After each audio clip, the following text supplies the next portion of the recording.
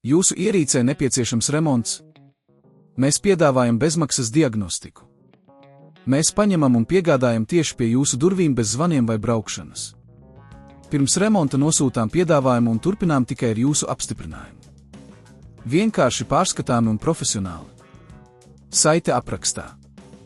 Pirmais solis, lai pielāgotu 18432 TM31 paneli, ir nodrošināt, ka jums ir piekļuve visiem nepieciešamajiem instrumentiem un materiāliem. Jums būs nepieciešams skrūvgriezis, uzgriežņu atslēga, multimetrs un, ja nepieciešams, arī rezerves detaļas. Pirms sākat darbu, ieteicams veikt bezmaksas diagnostiku, lai noteiktu, vai ir kādas problēmas, kas varētu ietekmēt paneļa darbību.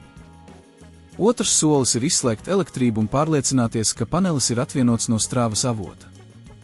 Tas ir svarīgi, lai nodrošinātu jūsu drošību, strādājot ar elektriskajiem komponentiem. Kad esat pārliecināts, ka viss ir izslēgts, varat sākt demontāžu. Noņemiet visus skrūves un uzmanīgi atdaliet paneli no tā stiprinājumiem. Trešais solis ir novērtēt paneļa stāvokli. Ja jums ir nepieciešams nomainīt kādu no komponentiem, izpētiet, kuras daļas ir jāmaina. Ja neesat pārliecināts, varat sazināties ar profesionāļu pakalpojumiem, kas piedāvā diagnostiku un konsultācijas. Daudzi servisi piedāvā iespēju saņemt speciālistu pie durvīm, kas var palīdzēt diagnosticēt problēmas un sniegt ieteikumus par nepieciešamajiem remontdarbiem. Ceturtais solis ir jauno komponentu uzstādīšana. Pārliecinieties, ka visi savienojumi ir droši un pareizi nostiprināti. Ja izmantojat jaunas detaļas, rūpīgi izlasiet ražotāja norādījumus par to uzstādīšanu. Norādījumi var atšķirties atkarībā no paneļa modeļa, tāpēc esiet uzmanīgi un ievērojiet visus norādījumus.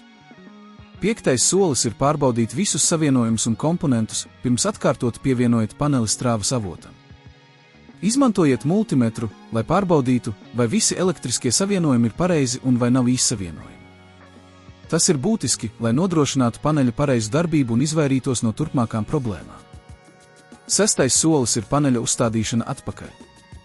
Uzmanīgi nostipriniet paneli atpakaļ vietā, pārliecinoties, ka visi skrūves ir pareizi pievilktas. Pārliecinieties, ka nav brīvu vadu vai citu šķēršļu, kas varētu traucēt paneļa darbību.